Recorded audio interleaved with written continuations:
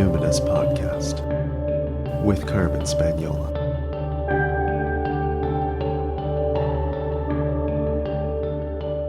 Hi there, and welcome to the Numinous Podcast, where we have interesting conversations with everyday folks about the mysteries of life. This podcast is a complement to the Numinous School, my online intuition development program for people who want their self-awareness to serve a greater good. Registration for the Numinous School only happens once a year each spring. I'll tell you how to find out more about that after the interview. I'm your host, Carmen Spaniola, and today I'm speaking with Stephanie Papik. Stephanie is an Indigenous Inuit woman, an experienced facilitator and program manager, the current Director of Indigenous Relations and Stakeholder Engagement for a division of the Government of British Columbia, as well as a celebrated fibre artist and entrepreneur. What probably strikes many people upon first meeting Stephanie, second after her big warm smile, are her beautiful facial tattoos. I was so pleased she agreed to come on the show and talk about what these tattoos mean to her and to her Inuit culture. I connected with Stephanie online. She was at home in Victoria, BC. So Stephanie, what identities do you lead with? That's such an interesting question. I think something that 10 years ago, I would probably give a completely different answer. So I think currently the identities I lead with are both my ancestry of being Inuit on my dad's side. From my ancestors are Inuit from Alaska area, as well as from the Mackenzie Delta, so Inuit.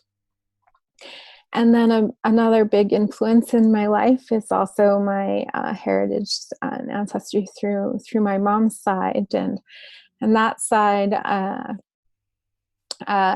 ancestry is Irish, and our ancestors ended up being transported to Australia, and we have relatives who are really interested in lineage and research, and so we have some research on our ancestors going back to the 1700s, and all throughout those ages up until now, a predominant theme around chemists and doctors, so the medical profession, which is quite interesting. And those lineages, as I learn about them, and then they start to make sense with things like, oh, I always used to draw Celtic rings, or oh, that's ironic because like the sight of blood makes me actually have a faint response. So yeah, so those really shape me, and a big part too is my Inuit ancestry in terms of how it's guiding me in my day-to-day practice about reclaiming ancestral knowledge and practices that had been intentionally kind of interrupted and being passed on within my lineage. So that's a big piece. And also that exploration of Celtic ancestry too, and it's been really neat to find the synergies of, there's so much overlap and interconnection between Inuit ways of being in Celtic, which has been really exciting to find those common threads. Also, my identity is as a mama. I have two amazing kids. My oldest is 19 and my youngest is 17, and they shape a lot of who I am today too. Yeah, I think those are kind of some, identity these days for me is so complex. I could probably go on for quite a while because I have a diverse background. Like when people look at me, I know they think certain things about my identity that are often like completely out in left field. So it's an interesting topic because people, they'll assume when I'm out with my son, they'll assume he's about 7 years older than he is, and they'll assume I'm about 20 years younger than I am. And then I've even sometimes thought that we're a couple. He's older than me. I'm like, I don't know. The other way all around. Oh, that's so funny. Yes. You mentioned, yeah, when people look at you, they may have some wholesale assumptions, and you have a very striking appearance, in part because you have beautiful facial tattooing. Could you describe for the listeners what it is that people would see when they look at you? I think they see, well, actually some Canadians now will ask me like, oh, are you Inuit? Like they know that having like a kind of like a V shape on your forehead is something that Inuit women have.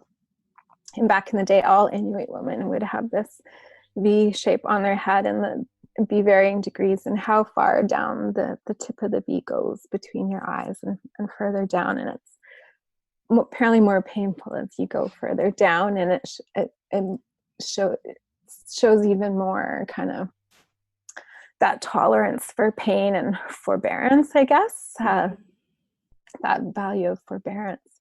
Yeah, so some people know, others will, they're like, oh, is that real or permanent? And yeah, so it usually invites a lot more people will reach out and talk to me. Also, I've had the opportunity of meeting a lot more Inuit as a result, because they recognize that, so they'll come up and say, "Hi, I'm also Inuit." Oh, neat. And do you also have some little dots on your cheeks as well? Are those Inuit or something you've created? Yes, yeah, they're Inuit as well, and these are more regional kind of variations. So actually, where I'm from, for Inuvialuit, instead of four little kind of discrete dots along the cheekbone, it would be connecting those dots, so full lines, and 2 or 3 coming kind of starting at one point on your cheekbones and then fanning outwards towards your ears. And those felt a little bit even more bold than so the dots are a little bit more discreet. And also, well, as Inuit, our nation spans Russia, Alaska, Canada, Greenland. So like the top of the world is kind of our nation area. And there was a summer where I spent, it was 4 months in Iqaluit. So that's this area where the dots come from, is the Iqaluit area. I spent about 4 months there with my husband, my previous husband, and he was learning carving. And so and he's Dene, Métis ancestry, and he was part of an Indigenous carving where they were learning how to carve with granite, because that's what's most available. And so we were there for the 4 months, and he carved this life-size statue of a Dene man with the Inuit woman and her little baby on her back in her moutie. So I've always since then had this strong connection to the land there. So it's honoring that time there, I guess. Yeah. That's beautiful. It's fascinating to learn about the different regional variations. So would you be willing to share a bit about how you decided to get your facial tattoo and why this particular design? What does it signify to you? Yeah, sure. And with that, I think I'll start with that before answering that piece. Is the last tattoo is actually the ones I don't have. I mean, the very first ones you normally get are the ones that I don't have at all, and they're the lines that are under your chin. And from my understanding, your first tattoo is when you have your first moon time. And then the other ones are for things like when you learn the ability to light the stone lamp or the killick. when you learn the ability to keep your own home. Those kinds of things is my understanding. So that's those ones that I have yet to have yet. And I'll tell that, I guess, as part of the story. So I guess it first started, I used to run the Aboriginal Youth Internship Program for the province of BC for 6.5 years. And in the second year, I was the program lead. An alumni called me. She was working back for one of the ministries and was doing some research to honor Inuit youth who were aging out of care. So she knew I was an Inuit, so she called me and said, what are some aging out of, coming of age ceremonies for your culture? And I was like, oh, that's a good question. I better call my achung. Is that your grandma? Yeah, my great auntie. Okay. Yeah. So I called my achung, my great auntie Emma, and said, told her what was happening. And she said, oh, well, your grandma used to have face tattoos. And I was like, what? I never knew that. And so that kind of started the journey of kind of first even learning that we had face tattoos. And then a good friend and mentor of mine, Eloise Spitzer, said, oh, there's this amazing documentary on Inuit tattoos called Tuni, retracing the lines of Inuit tattoos. And so she lent me the documentary. So the documentary is about 45 minutes long, and it was created by Alethea Arnick Burrell. And she spent years traveling the north, interviewing elders and talking about Inuit tattoos. And the documentary is filming that journey. And it's also filming her own experience of being tattooed, and also the experience of how she was received by both of her parents, her mom being Inuit and her dad being of European ancestry. And the whole documentary, I just had tears. And it was like these were holes in my soul that I didn't know I had. And it's funny because it was maybe only about a month earlier, my eldest had tattooed himself on his inside of his wrist. And I was like, oh, visible tattoos. I don't know, you have to think about your life and your career. And I did a complete switch like a month later after that. I went to documentary to, well, I'm getting my face tattooed. Did he think it was awesome, or was he like, how did he react when you told him you were having this idea? Yeah, he thought it was great. Yeah. And so I initially, I also have them on my hands and my wrists. And initially I just did a henna on my wrists just to see, what it would be like. And then I contacted the fellow in the documentary, Mike Austin, and emailed him and said, I've seen this, and Alethea recommended him. Like, not many people do face tattoos. And so he's like, yep, come on over. And he just happened to live in my husband's parents' hometown of London, Ontario. So it worked out great. I flew the red eye. They picked me up in the morning. We went into a tattoo parlor. I gave him my drawings, and then we left, and I slept until the next day. And I showed up, and he had it all ready to do my hands and my face. And Yes, that was very serendipitous. And also during that session, he had been part of an initiative where he worked with an Inuit man, and they traveled around the north interviewing elders about all the creatures that are in our stories, like Sedna and the giants and all these amazing. Sedna, the underwater goddess, right? Yes, Oh. yes. Oh. And so his job was the artist. So he would listen to them and do like a police composite drawing and be like, so did she look like this? And they'd be like, a little bit scarier. And so you'd make her look a little scarier or something. And so during the session, the doorbell rang, and there was someone at the door. They were bringing that book to him and left it for him to sign.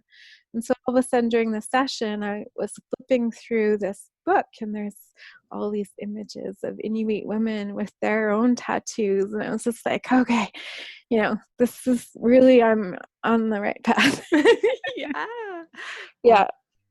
And in terms of the ones that I got, that was kind of my mom, I mentioned she grew up in Australia, and I guess down under, there's a lot of stigma around tattoos and prison and that kind of thing. So it was a very hard journey for my mom and I, for her to accept me.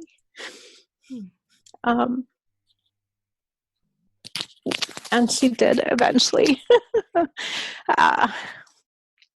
But so I think for that reason, I didn't do the ones on the chin. I did the forehead one and the dots, because they're a little bit more discreet. And also the teaching of the one on my forehead is about this loon and a grandmother, and she has two grandchildren, and Alethea has this beautiful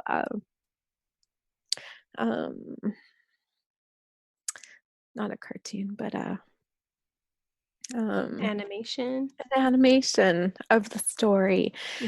And it's basically a tale about a cautionary tale of vengeance, and that reminder about the importance of forgiveness. So, and that's been a big theme I've carried in my life at times, like after my divorce with my first husband, I carried the virtues card forgiveness in the front of my daytimer for a year, because I believed if I were to be able to move on, I would have to forgive myself and him, to be able to continue on with other relationships. So that's been, and then when I think about, if every woman had this, and that's what everybody saw reflected every day, that gentle reminder to forgive ourselves and each other, how powerful that is. Right? Yes, absolutely. I'm curious how you would feel, though, if other women started getting facial tattoos, and I'm thinking specifically of non-Indigenous women. Like, if I said, oh, well, I have, Pictish, Scottish ancestry, they're known for tattoos all over. Or if somebody with Scandinavian heritage got a Norse tattoo or something on their face, it's not like these cultures, European ancestor people have survived genocide in the same way that Indigenous folks have. And this is a cultural practice that's so much about reclamation and survivorship. So how would that sit with you if other folks started getting facial tattoos? Yeah, that's a good question, and it's one that's come up, and I try to be open to different perspectives, and not so, and some of them, one perspective I've heard a lot is, we've, so much has been taken away from us that to not want to share that, and to keep that as something that's for Inuit. And that I totally understand and get. And then the bigger picture of if those teachings were embodied and practiced by each of those people who have that symbol on their forehead, maybe we would be in a better place than we are today. Mm. And that's something that what I really appreciate about reclaiming Inuit culture is a big thing is around sharing. Sharing food, resources, knowledge, and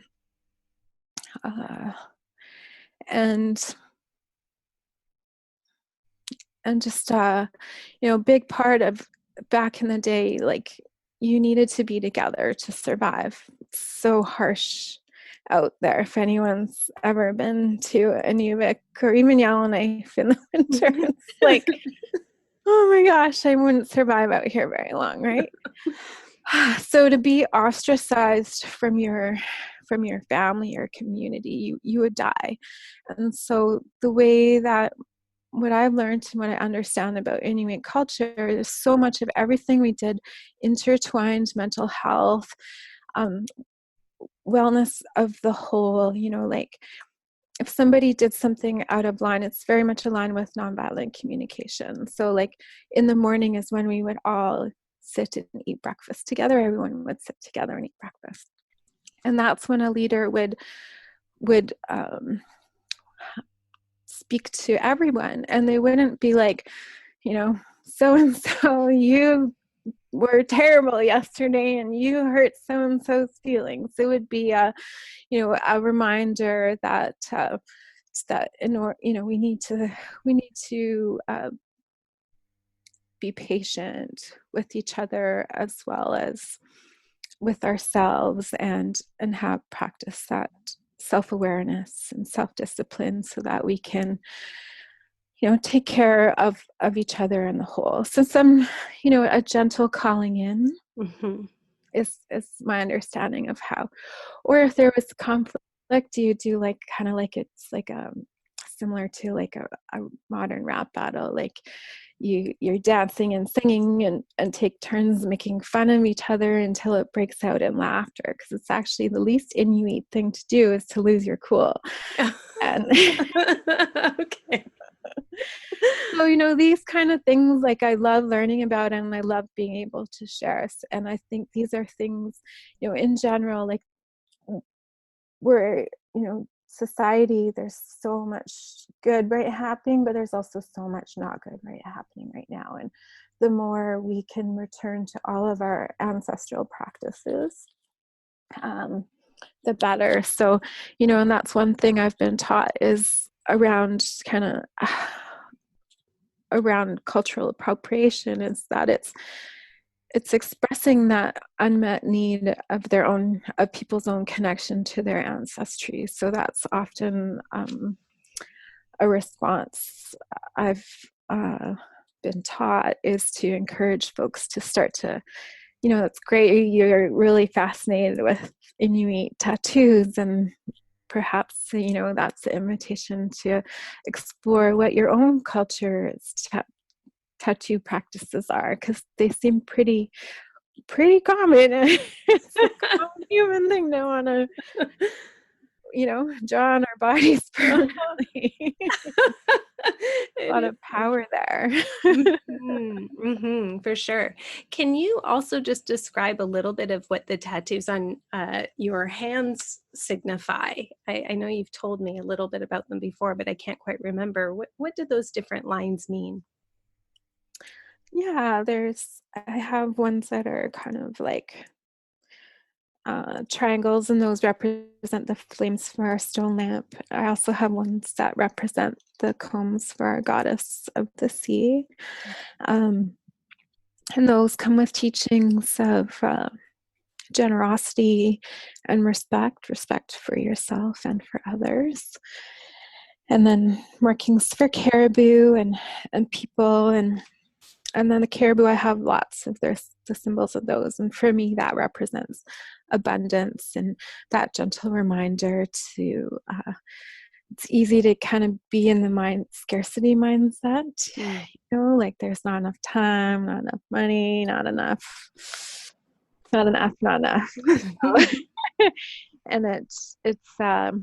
I find it's helpful to be more in that growth mindset. So that reminder of abundance and, stepping outside of nature and being silent and just connecting, you can start to see how much abundance Mother Earth has out there. So just that kind of gentle reminder to come back from that easy mindset to get caught up in the modern world.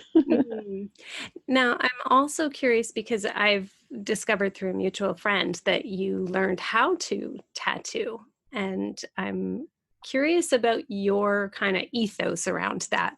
How did you decide that you wanted to learn how to tattoo? How do you decide who you're going to tattoo or what symbols you're going to tattoo? Like, I'd love to know a little bit about how you're approaching that as a practitioner now of this cultural tradition. That's a good question. Well, a part of the, learning about Inuit tattoos was that women did them. And so I thought, well, if that's part of it, then that's part of it. So I guess I have that opportunity to learn.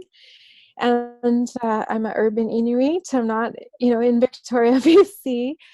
So you have to, it's that kind of bicultural piece, right? From of walking in two worlds. So there's the piece of wanting to reclaim, and then there's the piece of, okay, here I am in 2019 in Victoria. And I own a store along with my husband, Ryan, Naughty by Nature, Fibre Arts. And whenever there's things like this, he'll be like, oh, well, let me connect with customers. And so our friends through Goo Goggles came in and brought in their friend Liz Dempsey, and Ryan realized somehow it came up, and he's like, oh, well, my wife, she's wanting to reclaim this practice and she'd like to learn how to do stick and poke. And so Liz really kindly just offered to teach me how. And so we set up a time, and she tattooed my foot for me and showed me, like she had it all set up and just kind of guided me through the process and told me, where I can order things and that kind of stuff. And then offered ongoing support to, she gave me a little kit so I could go home and practice. And, told me I could check in, ask questions, show pictures, things like that. And so, so Liz taught me how, and she didn't charge me anything except for just kind of the material costs of the little kit she gave me, because she believed in what I was doing. And for me, I guess in terms of ethos, I haven't been charging money for the tattoos. Basically, I've done trades, and as well, some have just been gifts for people who've been in my life and who have already, given me so much. And they're typically, and then when you give an Indigenous friend a tattoo, even as a gift, as a gift to them, it's just part of culture to give a gift back. So you end up, so we just trade, I guess. And then in terms of the type, like I've had friends who did say like, oh, I love the lines of your Inuit tattoos, and that I would like something similar, but I know appropriation and stuff. And so for those ones I've used some of the teachings I've received about shamanic practices and counting systems and things like that. So finding ways that are meaningful to the other person, and that maybe aren't appropriating from Inuit culture. So I've anyone basically, I always tell them, like, okay, you're the 9th person I'm tattooing, and I've done about 80 hours, so I'm not a master by any means, and going to be perfect. And just make sure you know that before actually you. Right? But I've seen an image of when, I guess, on Instagram that you did, and I was saying to our mutual friend Tiffany, how did she get the lines so straight? Like it really looked. It's that to me seems like the biggest pressure is getting things, just really nice and even and parallel and precise, and the thickness the same. This seems like incredibly demanding from a focus and precision perspective, is it not? Yeah, and I think, well, I have old eyes already because I'm wearing my transitional spectacles. But for that, I actually use a light that has a giant magnifying glass. So I get to see really up close, which helps a lot with that. And then just practice, right? Everything takes practice and just learning by doing. And I did a lot of practicing on myself. First, I have ones, I don't know if you have seen the birthing tattoos, which are on my thighs. And those I've probably spent a minimum 40 hours filling them in. And those ones are for when you give birth. The first thing the baby sees is great beauty when they come out. Oh, that's so nice. So would you get that when you were pregnant then, in preparation for the baby? It probably would also help you with pain tolerance, I would imagine. Possibly. Those are things, I'm still learning about. So those are good questions. And from the photos I've seen of Inuit women who were covered in tattoos. So like, I was like, wow, maybe they must have been tattooing almost on a daily basis. And recently I learned about how pain can be grounding. And I thought, oh, that's so interesting, because in middle school kids, there's a high rate of self-harming that happens. And I was like, oh my gosh, so they're trying to ground themselves, and my ancestors must have been constantly grounding themselves too, because they're covered in these tattoos. And we're all done by stick and poke or sewing, no tattoo machines. Wow. Yeah. And so do you aspire to one day get the ones on your chin? How would that happen, or is it too late?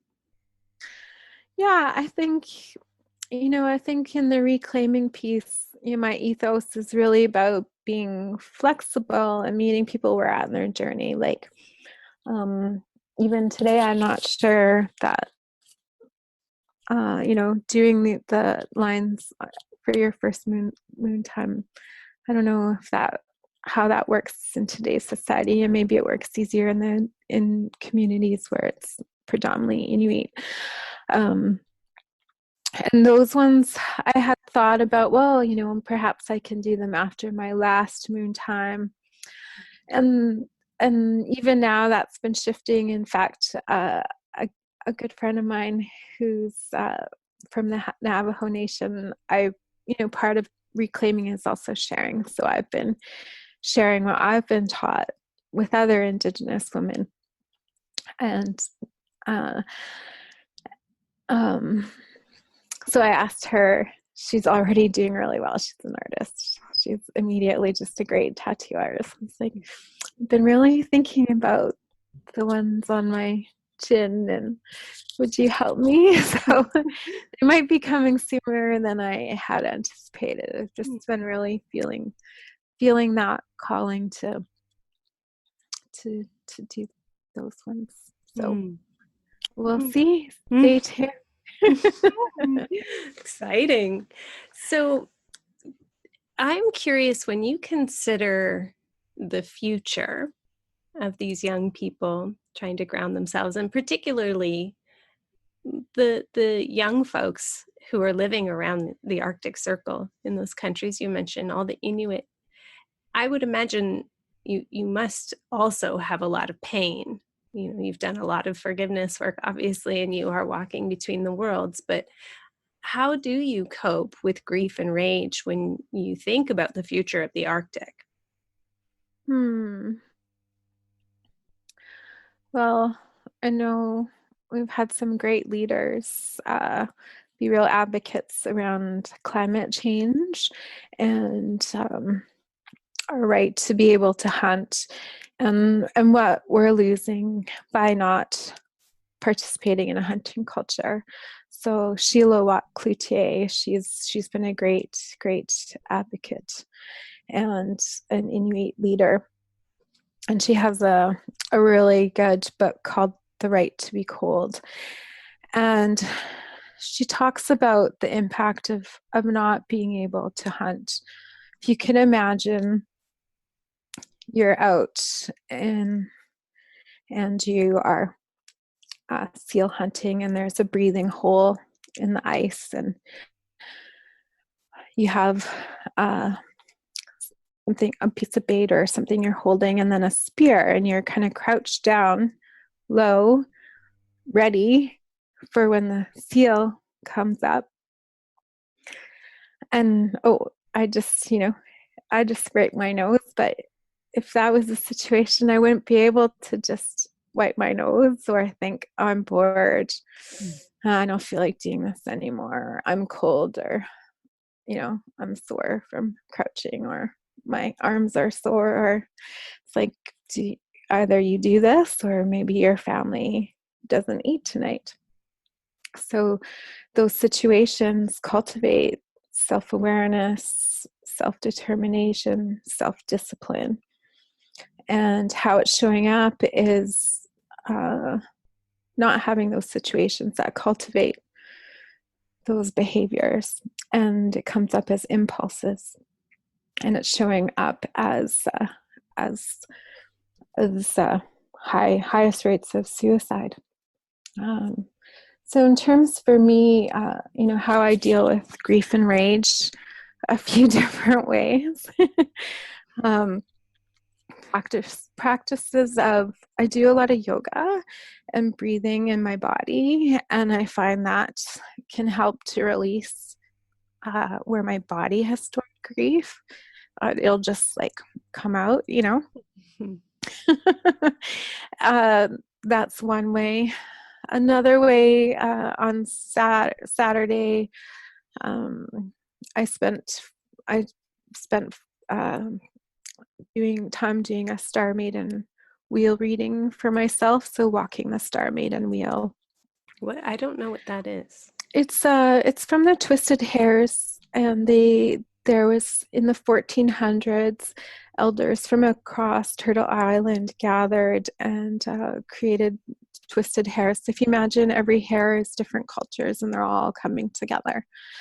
And it's a way, there's many ways to walk the medicine wheel. So this is one way of walking the medicine wheel, and it explores the relationship, the light and the dark walk of the wheel between yourself, your emotional stories, your triggers, allies and guides, how you show up in the physical world, how it relates to your relationship with Creator, how it relates to false image makers that you might be echoing, as well as how that connects to your world beliefs and the way that you organize your energy, and also what you envision for yourself. And the dark walk of that is bringing light to any illusions you might be holding up. So as the oldest daughter, I was a good kid. I never did anything wrong, and I made sure my parents never heard about me doing anything bad, because I was the good one.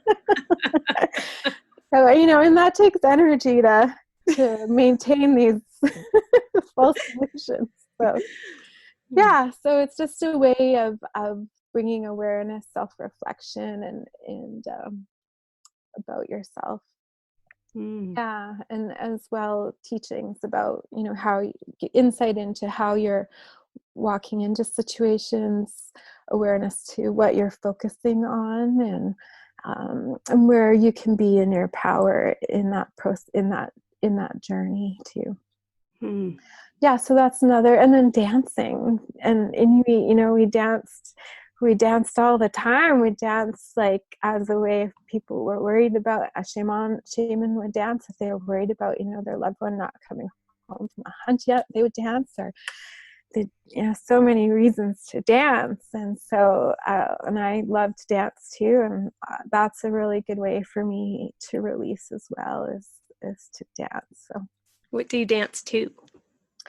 Well, a couple of things. On Sundays, just actually right behind our home is the dance temple, and they gather on Sundays from 10:30 till noon, and it's a space where people don't talk, and then you have it begin with intention and grounding and connection, and then the music kind of slowly builds, and it gets like very, very energetic, and then slows down again, and then they have a closing circle. So I'll often do that, or we'll just go out dancing as well. And yeah.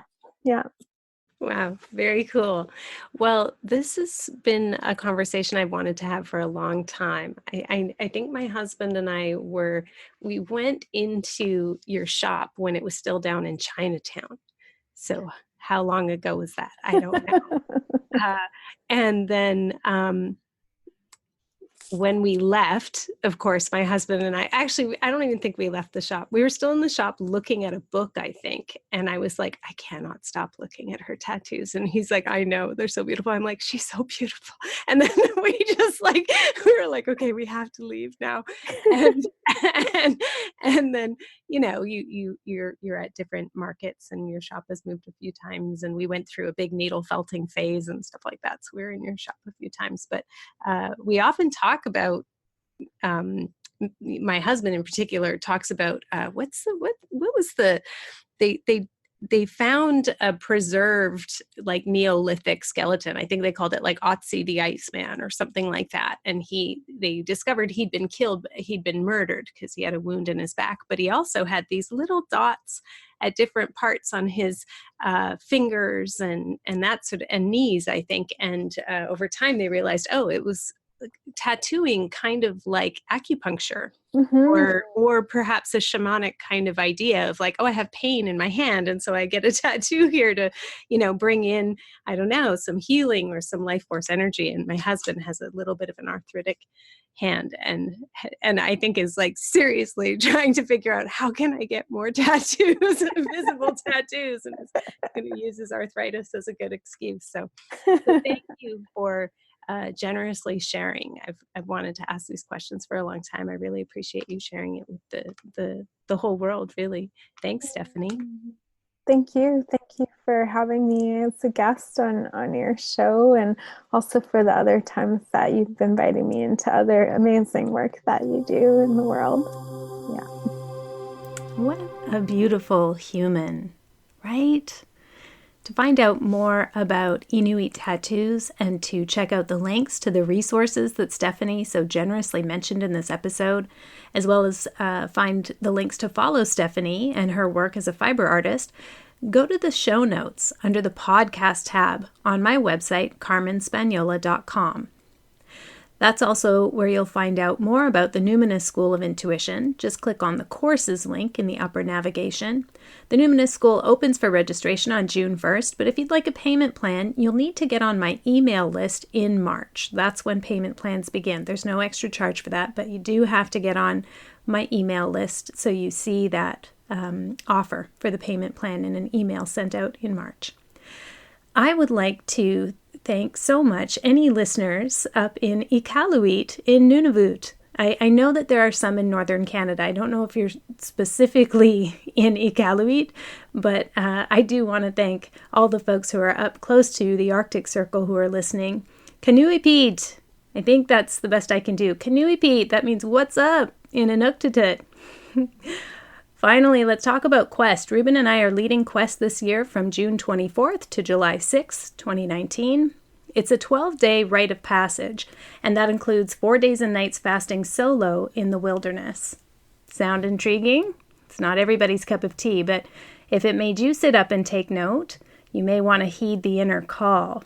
Gather with us and Elder Norman Rataskett of the Shuswap Nation, Rancher Charlie Coldwell. He's been up there 3 generations, 125 years on his ranch and his beautiful herd of horses. We'll share meals and songs and adventures, but most importantly, we'll do soulcraft together. You and me and the mountain and the horses and the deer and the birds and the stars. And if you know that this isn't your year for Quest, but you would like a taste of the experience for a fraction of the time and expense, you might consider joining us for Vestalia, a women's summer solstice celebration, happening at our Quest location in the Caribou-Chilcotin region of BC, and that's happening June 20th to 23rd. Yes, you'll still get to meet Elder Norman, and we'll be feasting and storytelling and singing and crafting and cooking, and you'll have a chance to do a mini solo ritual as you take your turn tending the sacred fire for a little while on your own, sometime in the middle of the night while the others sleep. Just you and the fire and stars and maybe my dog Mona. And you'll keep the flames alive until our sunrise solstice ceremony on the hill. Get all the details about Vestalia under the workshop tab and find out about Quest at carmenspagnola.com. CarmenSpagnola. Until next time, take care.